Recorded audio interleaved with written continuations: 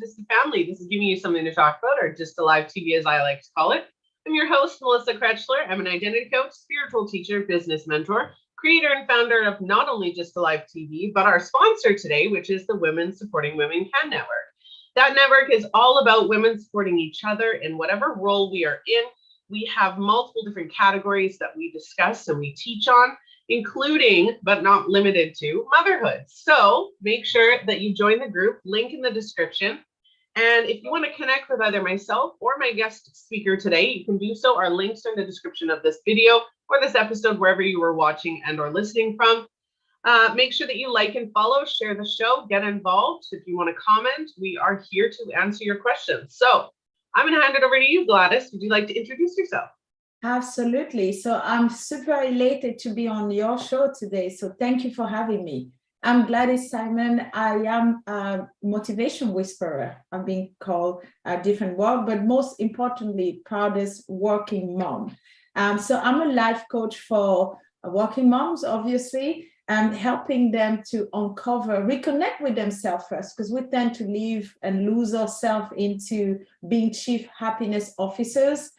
So reconnect with yourself and enable and empower you to go and live beautiful, big lives on your own terms. So I do that through my life couch, which is my couch coaching practice, where I welcome everyone, not just working mom, but my little preference is working mom. So I'm super happy to be there, as I said earlier.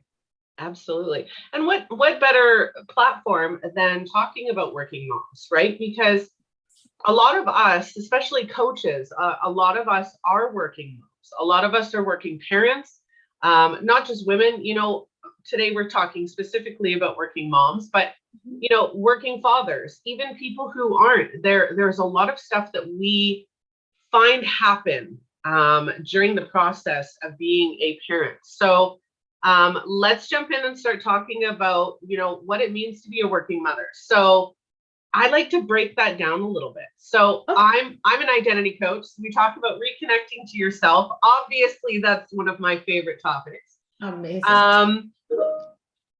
When we grow up, it doesn't matter what culture we're in. It doesn't matter what generation we're in. Society tells us that, you know, the stereotype is we have to get a husband or whatever, right? Let's go for the traditional. And I say that in quotations because traditional is crap. Let's get into the traditional where it's, okay, we grow up, we have to figure out what we want to do for our career or our business. We get married. The whole plan is to get married, have that white picket fence and the 2.5 kids, plus the dog and the cat and all of the other stuff. Mm-hmm. Now, when we get married, we're supposed to give all of ourselves to our partner. Right. Yeah. And as an identity coach, we get lost in that, right? It's so easy to get lost in that because instead of being just Melissa, I'm now Melissa's wife. Right. Now, I'm now Melissa, I'm now Tom's wife, right? Yeah. The second part of that, then the plan is to have kids. Whether you choose to have kids or not to have kids, totally your choice, not a problem there. But if you do choose to have kids, then of course you become, now I'm Nick's mom and I'm Bella's mom and I'm Haley's mom and I have 4 kids. So I become like this super mom. And society tells us that we have to put everything we are, and we talked about this in yesterday's episode too, is we have to put everything that we have and we become a martyr. Yesterday's episode, we did mother or martyr. We become a martyr for our children. We give up everything that we want to do. We give up our future. We give up our planning. We give up our dreams. We give up our day-to-day self-care. We give up everything that it means to be an individual as a mother. And that's what society tells us to do. And we have a comment, traditional is best, even if stereotypical. Absolutely. I have nothing against traditions. I love traditional. I love cultural. I love all of that. But when it becomes a ding to your self-identity, to your self-care, to your self-love, to your self-worth, then that's a whole nother story with traditional, right? I'm talking about the traditional stereotype of you have to do it this way. You have to put your kids first. You have to, that's not what 2022 is all about, right? We have to put ourselves first. And that's not happening as working mothers. And I totally agree with you. And I wanted to go back to a few things that you touch upon. I think as women, we have been kind of conditioned to make everybody else need pass first, before us. When we are, children, and depending on the place in the, the childhood, like if you first born, second born, third born, but it's always a conditioning that we go through to say, as women, we are carer, we are nurturer. And then this is what I called earlier in the show, the chief happiness officer. We feel responsible to make people happy. Even a stranger on the street can be unhappy. It feels like it's my responsibility to lift them up a little bit, right? And we carry that burden all through our lives. Like it becomes literally a cross that we carry.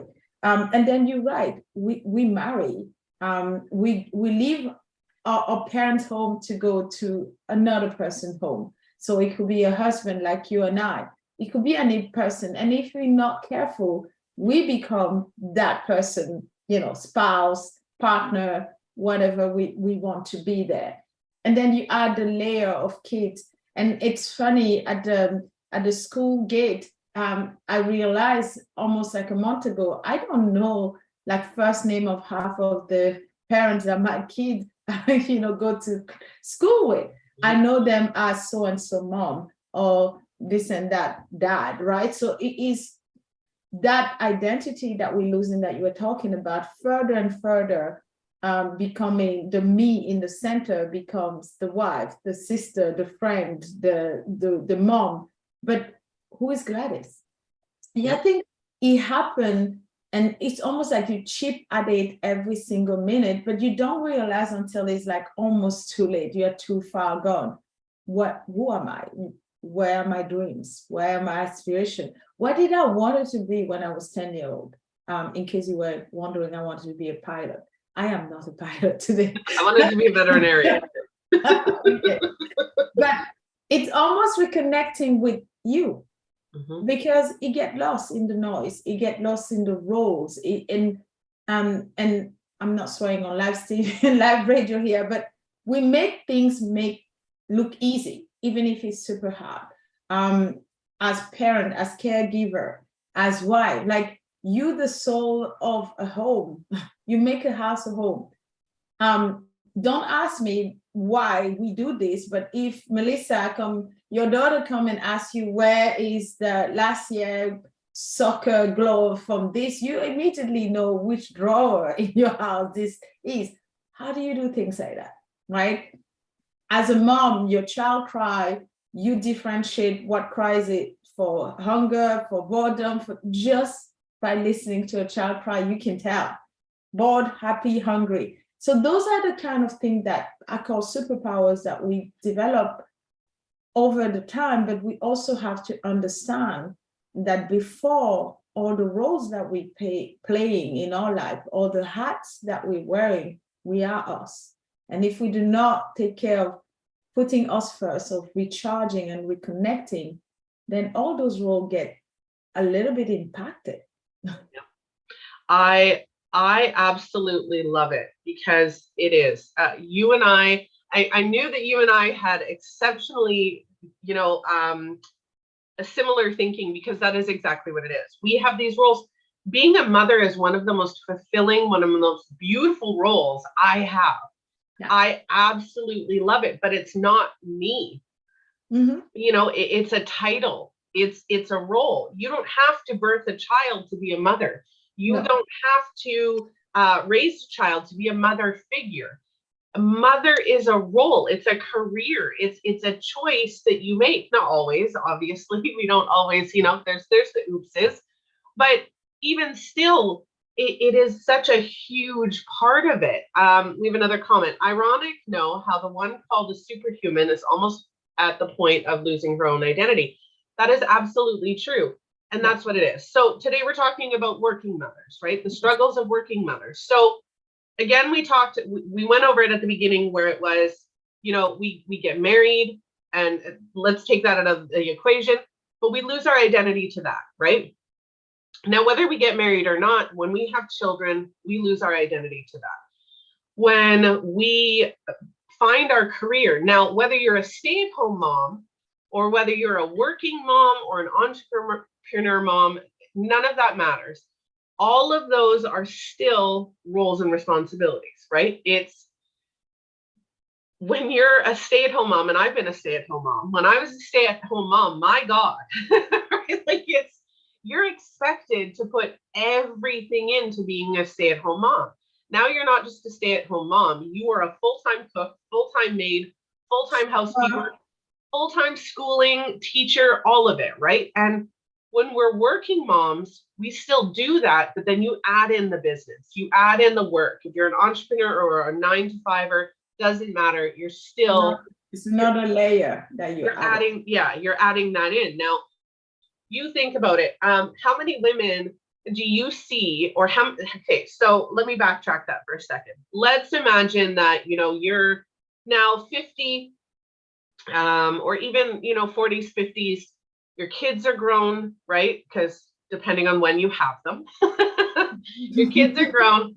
My oldest is 20. He just turned 20, just got his first apartment. So let's say he was my only. He's not, but let's say he was my only. When he leaves the house, it's like you have that much space in time, and who am I? Yourself. Yeah, what are you doing with yourself? Yeah, who am I? Because over the last 20 years of being his mom, I've been at his beck and call. I haven't, because I'm not like your typical mother. At that point, you get the empty nester, right? Where it's like, who am I now? I'm no longer needed 24/7. I'm not now putting myself into this role of being mom. Now it's weekends, or it's evenings, or it's whenever he decides to come and visit me, or whatever that looks like. And that's what causes empty nester. Is when you put everything of yourself aside to be a parent, you get that empty nester. Now, being a working parent, that's doubled, because then you throw yourself into work, right? Because it's either I have to put all of my effort into work, all of my effort into being a wife, and all of my effort into being a parent. If I lose any one of those, who am I? How many marriages have you seen fail or dissolve once the kids leave home? Right? That's a statistic I would like to know. Can I just put in there that I personally think that the term working mom is redundant. Yeah. I just feel like we're forever doing something. I don't know any idle mom out there, and I'm sure they probably exist, and they're probably the empty nester that you're talking about. But yes, the working mom is redundant. I think what is important in the message that you're spreading is like, before being all of those, we are the individual inside of us, right? And the roles that we are performing in our life shouldn't take away from who we are, from the purpose that we are to be in, accomplishing this role. There are people who feel totally fulfilled to be a mom, and there's nothing wrong with that. I'm talking about sometime when you feel like, well, there's more to my life than just being a mom. That's also totally okay. So there's no one answer to be a perfect mom, right? Or to be a perfect employee. I think a lot of us feel like you can have it all. And it means that some days, some of the roles that you play will suffer a little bit more than others, right? I can be a good employee today and not such a good mom because I don't spend that much time, and vice versa the following day. So it would just, equate and balance eventually. You don't have to make sure that it is perfect every day. So sometimes it happens, but don't forget. And I had a talk recently about mental health and working mom. I think we talked about losing ourselves, reconnecting to ourselves, the roles that we play, those roles that we ought to play. And then we kind of being conditioned, as I was saying to the beginning, to take that. This is the life we know. So thankfully or unfortunately, the pandemic happened and highlighted that double shift that working parent caregivers are having, and sometimes without complaining because we didn't know better. And now you're stuck at home and you have still those responsibility. And there's several survey and data out there that said women quit the workforce because of childcare, right? Women that had kids under 15, under 18, it was impossible for them to do that. And I guess the blessing in having those multiple roles, especially before the pandemic, is you could create almost like me different personas, one, at home, one at work, and then use the commute time to kind of shift into, morph into one. But when you're working from home now, when you have the pandemic going there, when you don't have the support, when you don't have the flexibility, the mental health is on the rise because you're taking a toll on every single thing. Your health, emotional, physical toll, it's a lot. So one of the good reasons to slow down, to question who you are, what you want to be, not when you were 10-year-old, and maybe you can go after those 10-year-old dreams, but understand that I can't be a good mom if I'm not me. I can't be a good employee if I'm not me. I can't be. So it's interconnected. So let's look at the heart. What power all those roles? Let's take care of ourselves. Our mental health will say thank you. Our other roles will say thank you, because the employees, they don't remember the struggle, the hard time, the cry, the sleepless night. They remember how you make them feel, aka you were actually very present for them or not. But they also, as role model, like you were saying with your show yesterday, we have to teach our daughters, our kid, our son, how to take better care of ourselves. Because slaving for our kids, slaving for our employee set an unhealthy precedent, in my opinion. Life is not meant to be just lived. Yep. That's one of the main reasons why I created the Smarter Method, right? So I created the Smarter Method. I've been working on the Smarter Method for many years, but it didn't click until I did an episode called Smarter Kids.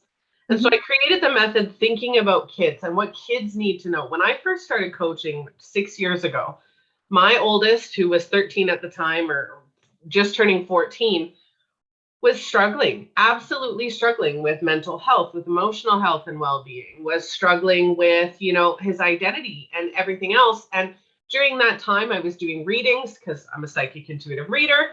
So I was doing readings at an expo, and I had a few children come up to me, and they were about 13, both girls, came up to me, and within 5 minutes of the reading, they're bawling. They are absolutely bawling. And I'm like, honey, like, let's talk, right? And so I was talking to them, and it keeps thinking, like, I have 4 children. All 4 of my children are completely different identities. They're completely different people. They need different things. Their focus is different, right? But looking at them, I'm like, what do they need to know? To be happy, healthy human beings, what do they need to know? What do they need to learn? How can I facilitate them learning that? And I created the Smarter Method. And the Smarter Method can be used for, I'm in the process of writing the book for the Smarter Method. Now, you can use it for your own. So first and foremost, it's for yourself.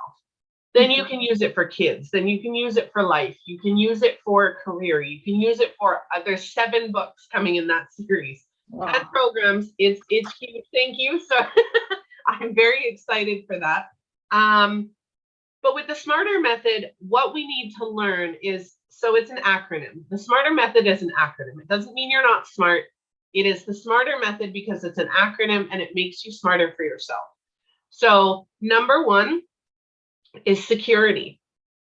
Security in who you are and what that looks like, right? Then the M, we've got maturity in your mindset, maturity in, the way that you think, the way that you act, accountability in your actions, responsibility for yourself trust in yourself, embracing your experiences, and the readiness to take the chance, and do the things. That's the SMARTER method. And it goes into a lot greater detail, but that's what I teach people is the SMARTER method. If we take the SMARTER method as a mom, right? Because working moms, if we take the SMARTER method and we use it to reconnect to who we are, because the SMARTER method is our connection. It is an utter and our utmost connection to who we are. Takes you from A to B and creates an unbreakable connection to yourself. When we are connected to who we are, when we know who we are and unconditionally love who we are. I was having a conversation with my best friend of 30 years yesterday. And I said, I was telling her about, everything that's going on, because we'll go months without talking. I was telling her everything that was going on. And she goes, wow, I'm so proud of you. I said, you know what? Knowing where she was at, I said, I still have my own though too. Right? I said, I love myself unconditionally. That doesn't mean I like everything. Yeah. Right? And teaching your children, because society now, you've got children being bullied. You've got social media putting all this stuff in there, and I'm ranting, so I apologize. But, when you are a working mom, you need to be showing that example, that it is okay to have bad days. It is okay to put yourself first. It is required to put yourself first, finding a healthy balance between everything. My children know, like we talked before the episode, my daughter is in the room next to me. She has no school today. And right before the show, I said, I'm doing my show. I need you to be quiet. A year ago, that wouldn't be happening. A year ago, she wouldn't have respected the fact that I have stuff to do, that I need her to be quiet. Wow. Right? I've taught her that. If I'm in a bad mood and I'm feeling, highly emotional, I tell my kids, you know what? I need you to leave me alone. I need a timeout for a little bit. Right? Because if I don't get a timeout for a little bit, I'm going to say or do something that I'm going to regret. Yeah. It's leading by example. Now, working moms, biggest struggle. Sorry, I'm still getting over a head cold, so I apologize. Working moms, one of the biggest struggles I find is timing. Right? We think that we have to have everything done all the time, every day. We have no time for ourselves. We have no time for a partner. We have no time for, anything other than our kids or our work. As a working mom, let's say you're a 9-to-5er, right? I'm sure Gladys will agree with this one. You get the kids ready, you send them off to school, you spend 9 to 5 doing work, then you pick your kids up from school, and then it's backpacks and homework and dinner, and then it's cleaning after dinner, and then it's, my partner wants attention, and then it's doing that, and then by the end of the night, it's like, hey, I've got to do laundry, I've got to prep lunches for the next day, I've got to do this.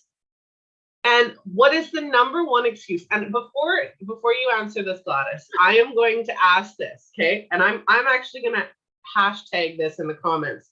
Okay. What is the number one excuse from a working mother? Number one excuse, I'm tired. Yep. I'm tired. I don't have enough time. Yeah. Right? There's so many different things, but it's a time thing. There's not enough time in the day. There's not enough time for me.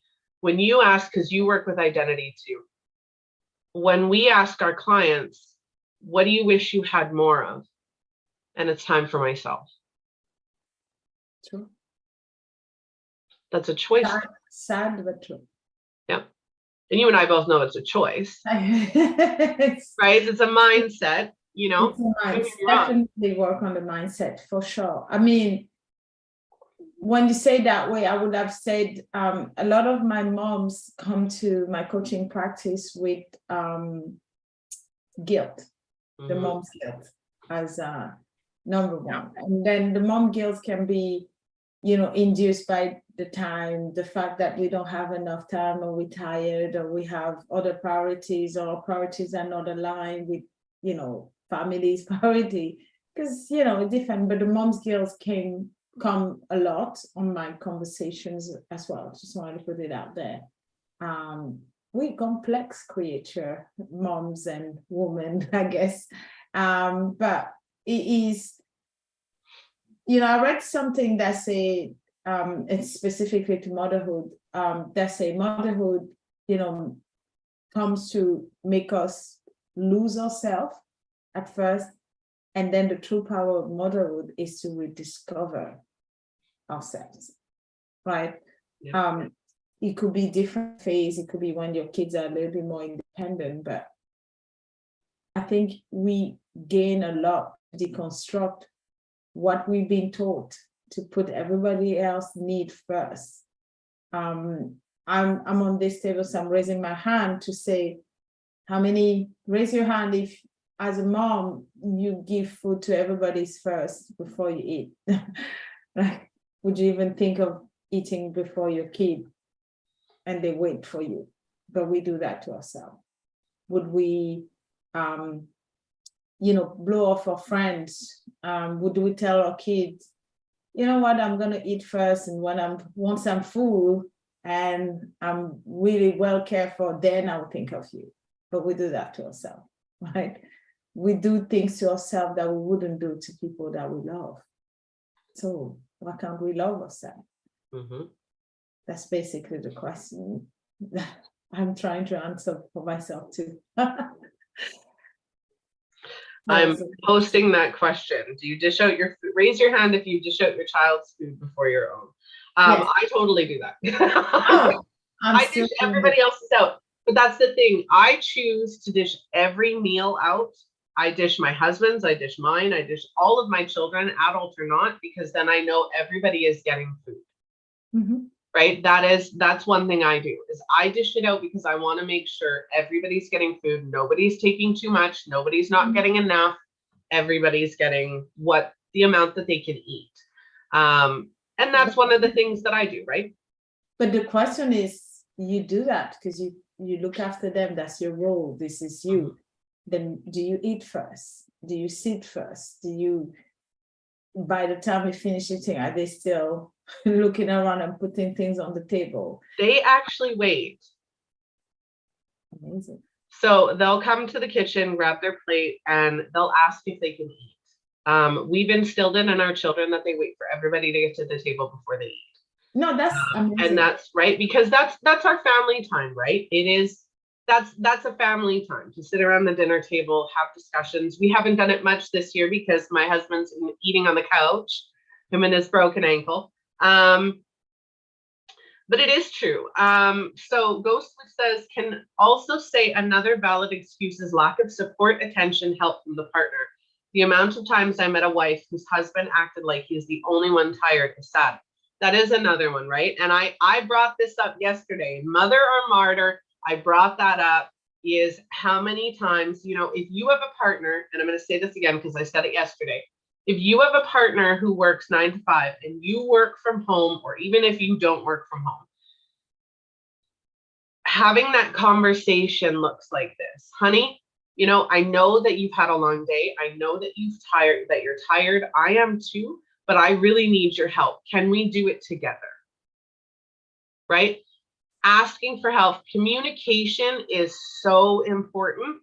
And yes, it becomes that stereotypical, right? Where we think that just because they work away from home, that they're going to be more tired than we are if we work from home, right? My husband used to do that. I own 6 businesses. I work from home. As you can see, this whole room is one big desk.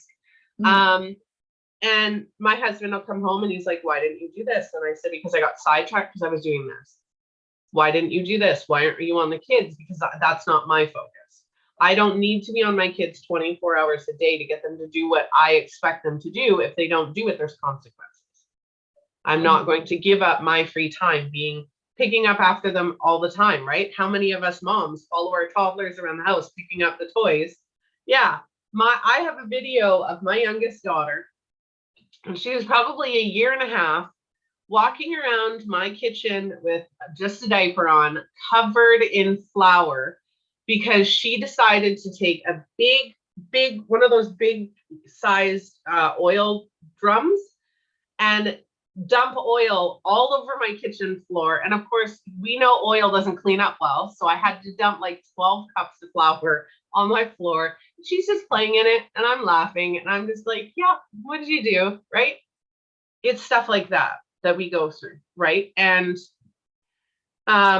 a couple of the things that I mentioned. So we're talking about the struggles that working moms experience.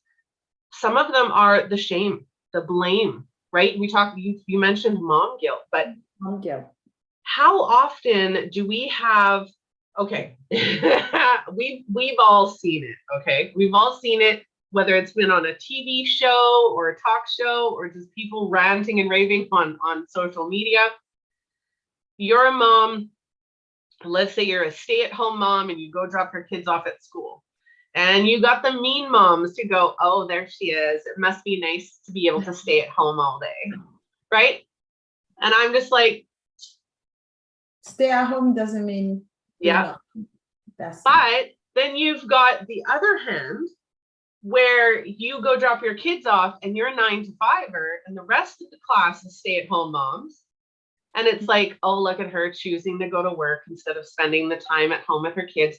It's ridiculous. It is absolutely ridiculous. The mom shame and the mom blame that we throw around as women. This is why I created the Women Supporting Women Can Network.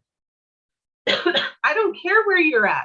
I don't care if you're a mom. I don't care if you're a wife. I don't care, I don't care where you're at. You deserve to be empowered. That's true.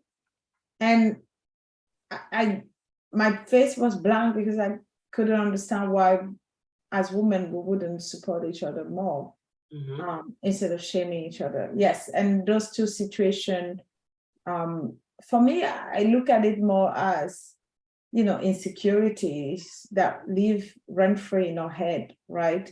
And the stereotype that we have are probably fueled by those insecurities. I have a lot of respect for stay-at-home mom. They are the fabric of the society. They create a home and they represent home. But it is very much a misconception to think that when you stay at home, you just do nothing. I think not. Go ahead. No, I was just gonna say it's in the same way. Choosing to go to work, putting your kids in daycare. I don't think those are easy decisions most of the time, but it's also part of reconnecting with yourself. There's more to me than being a mom. Doesn't mean that I don't love my kid. Doesn't mean that I didn't want kid. I just wanted to be something else. And by being who I want to be, who I'm comfortable to be, I would love to think that we're showing our kids that they can too. You don't have to be staying trapped in a role that society or whoever you give the power to expect you to be. You don't have to be in one box. I think we are, at the core, multi-talented. There's loads of potential in each of us, and we can be mom and whatever we want. So usually that's what I say, mom and.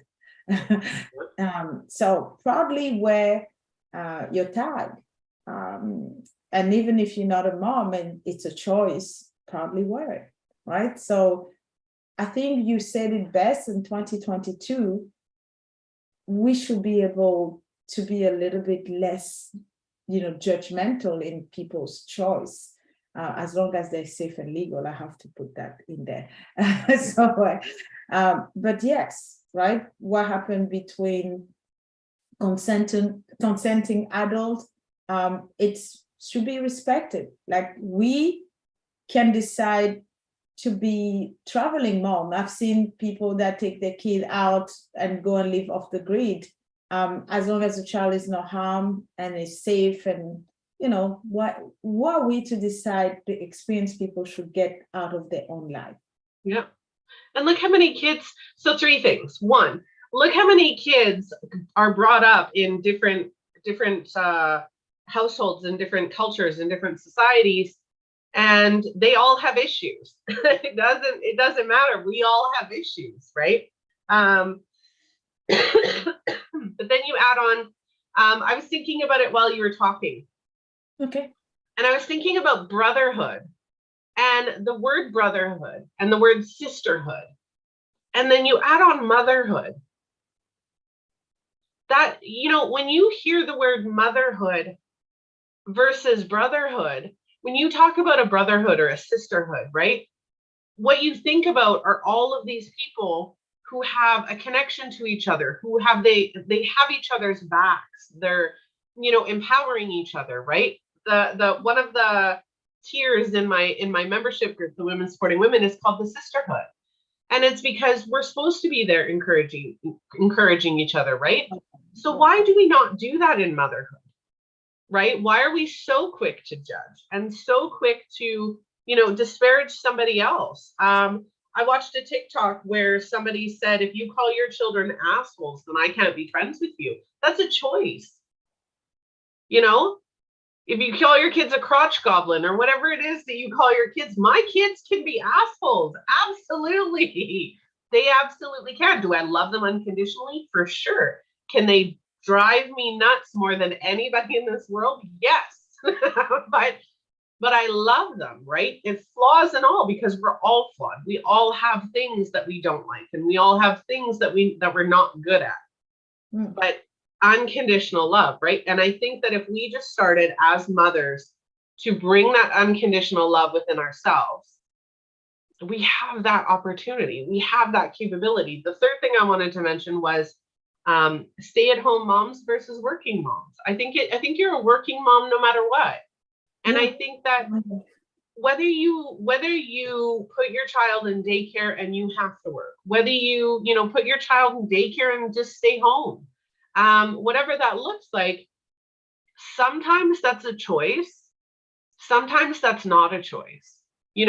When my husband and I were living on an acreage in Alberta, it was more expensive for me to go to work than it was for me to stay home. Right? Society, or not even society, economy. The economy doesn't allow for a lot of people to stay home with their kids. Middle class is not middle class has it worse. Middle class is one of the poorest, because you don't get handouts in middle class like lower class. And I've been both. So don't come at me. I have been on welfare and I have been middle class, and I know the difference. I've lived through the difference. And, people who are middle class don't have the capability of, sitting and, getting the handouts, or having enough money to put their kids through, extracurricular activities. They don't get the subsidies or, anything along those lines. So I think we need to step back and just focus more as mothers. I think we need to step back and focus more on our own lives than what the other mother across the street is doing. As long as they're not abusing or harming their children, what does it matter to you? That's true. Mm-hmm. That's true. Reconnect. It starts with you. It starts inside of you. So yeah, reconnect. If anything, if there's anything you can take from today's episode, do not love yourself. Do not neglect yourself. Reconnect with yourself. You inside of you is screaming to go out and be acknowledged, loved, cared for, encouraged, supported. Insert whatever word you're looking for right now, right? So you're not just a mom, you're a mom and something else. Yeah, absolutely. I wholeheartedly agree. Is there anything you both can be called inspiration, rhetoric? I can't even say that word. Ghost. Rhetoricians, never mind motivation whisperers. That's why I created the show. I wanted people to know, one, it's okay to be wherever it is that you're at. Even if you're not in a good place, it's okay. You don't have to stay there. Thank you for spelling that out for me properly. Rhetorician. I think you got it. I think you got it the first time, even if it wasn't spoken. Yeah. We just, that's why I created the show, is because why aren't we out there supporting each other? Why aren't we out there just living our best lives for ourselves? Nobody, I'm going to do a TikTok later. So if you don't have my TikTok, and I'm going to do it on my personal TikTok, not the show, because, oh my goodness, this is going to be a good one. If they aren't providing you with the 3 Fs, then their opinion doesn't matter. And I'm not going to tell you what the 3 Fs are, okay? I have the same rule. And I'm not going to tell you the third one. If they're not doing one of those 3, then who cares what they have to say? It doesn't matter, right? Unless you find value in what somebody else says, and not in a way that makes you feel gross or shamed, any of those. But if they're not doing the 3 Fs, you don't give 1 F back, right? Yeah. I'm going to do a TikTok about that. So if you're not on my TikTok, Melissa Krechler, if you are not on my TikTok, go and check out my TikTok. I'm literally going to post that today. Share the shit out of it. On the show, I try not to swear as much, but I'm going to swear on my personal. We're just going to go there. Follow me on my personal, Melissa Krechler. Amazing. And thank you for whoever left the comment and spelled it correctly. I think being called an inspiration, I feel it's still a little bit of imposter syndrome here. I think we all do, but I think the true inspiration is to listen to other people, to respect other people, and to be, realizing that at the end, it doesn't really matter. What matters is you being happy and fulfilled and safe and secure. Like Melissa has the 3 F. Which is what I'm trying to say, is like, in the big scheme of things, what really does matter, what does matter to you. And you will realize that half of the thing you're worrying about, yeah. So you should worry more about uncovering you. You should worry more about taking care, recharging you. This is, and then reconnecting to your purpose. I want that to say to everyone here, we all come here on earth to fulfill our purpose. And we spend a lot of time going and look at different things. But if we take that energy to fulfill that unique purpose we were blessed with, imagine. Yep. At the beginning of the year, my oldest son and I got matching tattoos. Okay. And we got a phoenix. Mine is blue and purple. Yes. And his is pure black. And when we got the phoenix, it was because him and I both went through, even at his young age of 20, we both went through quite the transformations very young. And so the phoenix really represented itself. And over the last 6 months, I have rebranded my identity coaching company to be called a Phoenix Identity. And it's because you look at a phoenix. What does a phoenix do? It's mythological, but what does it do? If it doesn't like its life anymore, it dies and it will burn itself to the ground. It will in a dramatic fashion. Because I was always thinking, could he not just lie down and just, no, it has to be dramatic. So the exit is always fashionable. That's what I wanted to say. You exit in a fashion. Yeah. Not darling, not just no. Nope. Make sure your exit is grand. That's basically. Yep. So, but what a phoenix does, like I said, it just poof, it burns itself to the ground. It's, I don't like this anymore. And then what it does is, and this is the powerful part, a phoenix reclaims its identity. It doesn't change who it is. It changes its circumstances. By burning itself to the ground, it's taken away everything that's no longer serving it.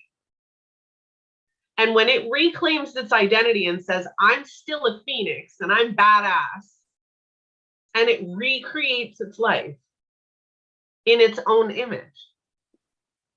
I have a powerful quote that has been inspiring me for a while. It's by a lady called Caroline Wanga, and she's fantastic. If you don't know her, she's the CEO of Essence magazine. She said, if you do not, who you are is who you are, and it's non-negotiable.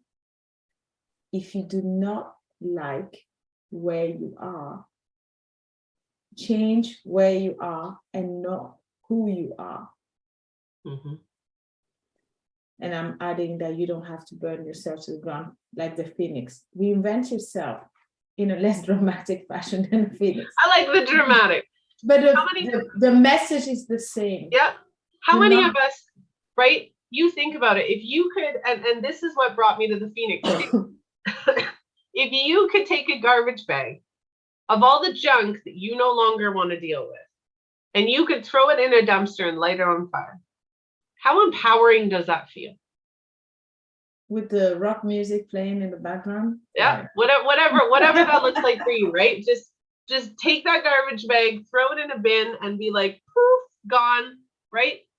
Obviously, there's more work to it than that. I know that. I teach my clients that we do need to go back and say, hey, I don't like this anymore. How can we change it, right? We can change absolutely everything except our identity. The thing that we do change, though, is how we express ourselves. That's why it's dramatic, because you and I could be sitting here. I could be full of makeup because I never wear makeup, but I might. I've been thinking about it lately. But if I decided to wear a full head of makeup and I wanted to express myself that way, great, right? But as long as you're expressing, right? As moms, we don't express ourselves that way. As wives, as working mothers, we don't express ourselves the way that we feel inside. So a little bit dramatic flair, get your nails done, get your hair done, change your hair color, whatever that looks like for you, do it.